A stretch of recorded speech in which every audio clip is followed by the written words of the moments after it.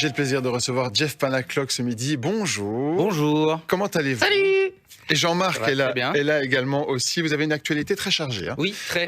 Héros d'un film tous les deux. Héros aussi d'une nouvelle tournée qui démarre bientôt et qui passera évidemment par la Belgique. Le film d'abord, Oui. ça s'appelle Jeff Panaclock à la poursuite de Jean-Marc. Je ne vais pas vous demander de raconter l'histoire. Non, Non, hein. non, parce qu'on a pas envie déjà. Déjà, et puis je pense que la bande-annonce le refera très bien et sans doute mieux que vous. Regardez Merci. à quoi ressemble ce film. Beau gosse, non mal poli. Jeff Panaclock à la poursuite de Jean-Marc. Ça sort au cinéma demain en Belgique. C'est venu d'où? Parce que c'est vraiment transposer tout votre univers Ouais. au cinéma. C'est votre idée? Quelqu'un vous l'a proposé? Comment ça s'est passé? Et ben, ça quelqu'un me l'a proposé et ça s'est passé il y a 8 ans. Donc ça date pas d'hier. On jouait notre spectacle à Paris dans une petite salle et un producteur de cinéma, Daniel Torgman, qui a produit le film, est venu me voir à la fin du spectacle pour me dire je suis producteur de cinéma et j'ai envie de faire un film avec vous. Donc moi j'avais très peur et je me suis dit c'est pas pour moi pour l'instant. Et c'est vrai que ça a pris énormément de temps, ne serait-ce que pour écrire le scénario et monter l'équipe et trouver tout ce qu'il fallait pour faire le film. Vous aviez déjà fait du cinéma avant? Pas du tout, Ni l'un ni l'autre? ni l'un ni l'autre. Hein, quand j'aurais fait tout seul.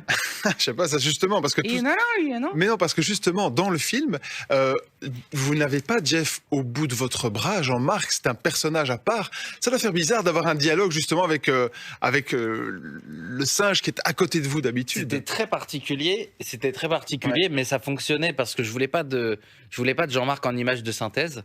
Et c'est vrai que quand je suis arrivé sur le plateau, les premiers jours de tournage, et que j'ai vu Jean-Marc exister par lui-même et même donner la réplique à d'autres comédiens, bah, je me suis dit bah voilà, on y arrive quoi, on y est. Et je me suis fait bluffer. Déjà c'est bluffant à l'image, mais c'était déjà très bluffant sur le tournage. Il y a très peu d'effets spéciaux. Hein. Tout est fait vraiment quasiment en temps réel avec des Et décorateurs. c'est une vraie prouesse technique de la part de Pef, le réalisateur, qui a réuni toutes ses équipes. Je pense qu'il y a eu beaucoup de temps de préparation, ne serait-ce que pour Jean-Marc, que pour le reste du film. Pef, c'est Pierre-François Martin Laval, c'est l'ancien Robin des Bois, c'est lui qui réalise, on le voit aussi un peu dans le film. C'est un humour qui vous parle, ça, les Robins? Ah, complètement. Moi, j'étais fan quand j'étais gamin, quand j'étais ado aussi. Et c'est ce que je lui ai dit la première fois qu'on s'est rencontrés. Voilà, c'est moi, Pouf le cascadeur, c'était totalement mon humour et c'était totalement débile et c'est tout ce que j'aime. C'était facile. Le cinéma, c'est pas du tout votre domaine, c'est pas du tout votre métier à la base. Comment ça s'est fait cette rencontre avec la caméra, le plateau, le jeu C'est pas mon domaine, j'ai eu très peur au départ. Il se chier dessus. Merci. C'est un JT. Ah, pardon. Caca. Non, j'ai eu très peur parce que c'était surtout de jouer avec d'autres comédiens qui me faisaient peur. On a l'habitude d'être tous les deux ou avec les autres personnages, mais c'est vrai que c'est moi tout seul finalement. Et oui. Et donc de me retrouver avec d'autres comédiens, surtout que je suis avec des pointures. On a Nicolas Marié, Claude Perron qui me donnent la réplique et c'est waouh. Faut voilà, quand on arrive les premiers jours de tournage, c'est assez impressionnant quoi. Et c'est le fait d'avoir gardé le duo, d'avoir gardé le côté irrévérencieux complètement de Jean-Marc, vous y teniez. Il fallait pas un Jean-Marc édulcoré, j'imagine. Il fallait pas un Jean-Marc trop lisse. Non. On a un tout petit peu baissé le curseur parce qu'on voulait faire un film vraiment, j'aime pas dire familial, mais en tout cas qui puisse parler à visible tout le monde. par toute la famille. Exactement. En tout cas. Et ça, c'est Et puis le cas. et garder quand même l'ADN de Jean-Marc qui puisse parler librement.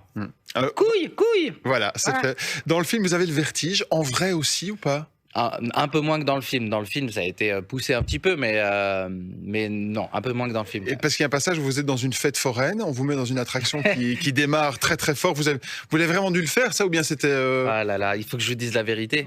Je l'ai fait à moitié. À un moment donné, j'ai dit stop parce que moi, c'est pas tant le vertige, la hauteur, c'est les sensations que j'aime pas. Et c'est vrai que quand on lit le scénario, on s'imagine pas qu'à un moment donné, il va falloir monter dans ce truc. À 50 mètres et de quand haut. On s'est retrouvé, quand c'était la nuit, on a une grosse nuit de tournage ce jour-là. Et quand je me suis retrouvé à moitié du manège, j'ai dit vous m'oubliez, je veux rester vivant. Et pourtant, dans votre spectacle, puisque c'est votre autre actualité qui passe par Forêt le 21 avril, ça s'appelle Jeff Panaclock Adventure. Oui. Et vous mettez en image un parc d'attractions, une attraction, le côté un peu sensation. C'est lié aussi ou pas alors ça? Oui, parce que malgré le fait que je suis pas hyper fan des sensations, j'aime les parcs d'attractions, j'aime qu'on puisse partir dans un univers et dans un autre monde pendant toute une journée. Et c'est ce que j'ai envie de donner au public aussi, c'est le fait de pouvoir venir nous voir en spectacle et pendant 2 heures être dans un autre monde, parler avec des marionnettes et oublier un peu les galères de ce que vous racontez tous les jours à l'antenne. Ouais, même si en effet on arrive à On sourire. raconte des trucs, hein. Oui, mais on arrive à sourire aussi grâce à vous. Ce spectacle, c'est quoi par rapport au précédent, par rapport à ce que vous avez déjà fait? On est dans la lignée, il y a une nouvelle histoire. Comment ça se passe ça? Oui, on est dans la lignée.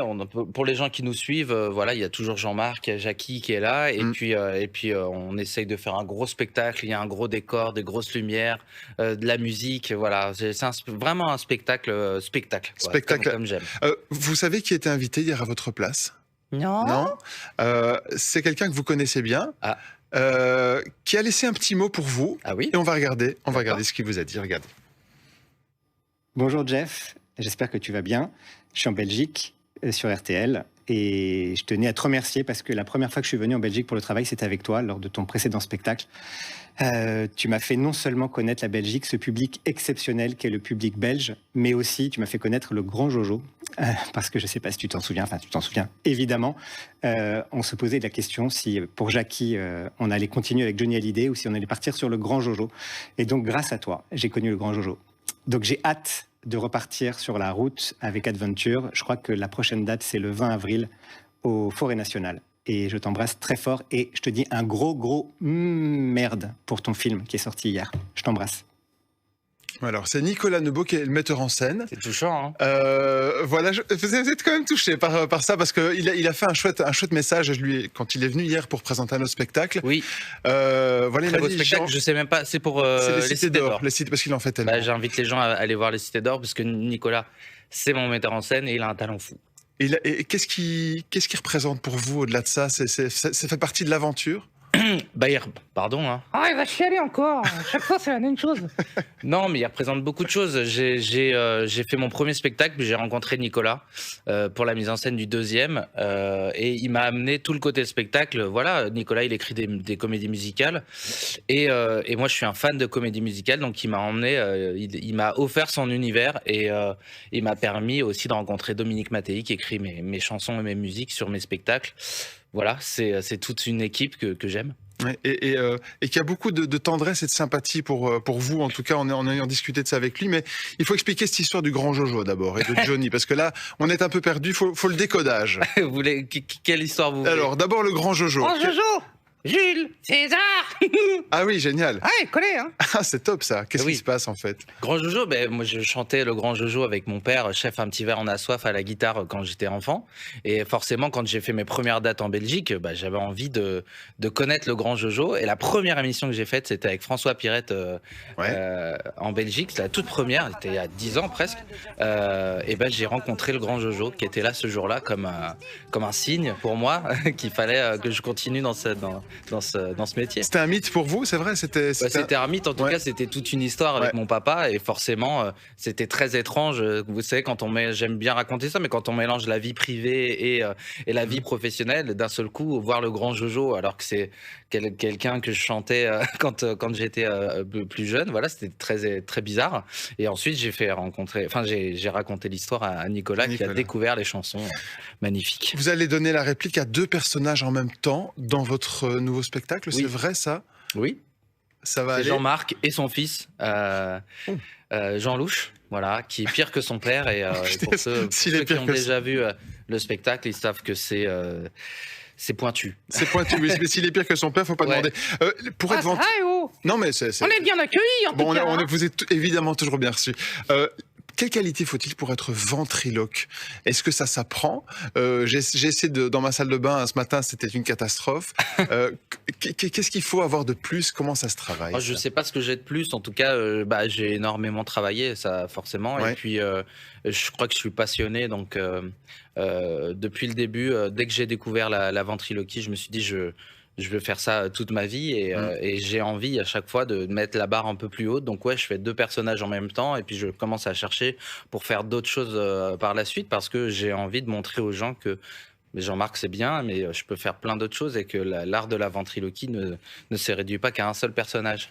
Mais Et je vais finir aux chiottes, moi. Hein. Mais Jean-Marc, c'est quand même très très bien. Et d'ailleurs, c'est l'héros de votre film. Ça s'appelle Jeff Panaclock à la poursuite de Jean-Marc. En salle dès demain, en spectacle aussi, tous les deux avec d'autres personnages, le 21 avril à Forêt Nationale. Merci à tous les deux. Bonne fête aussi. Merci à vous. Merci. Bonne fête. Et Joyeux bonne année, Noël. et bonne année 2024. Très bonne année. Merci à vous d'avoir choisi RTL Info pour Salut. vous informer dans un instant.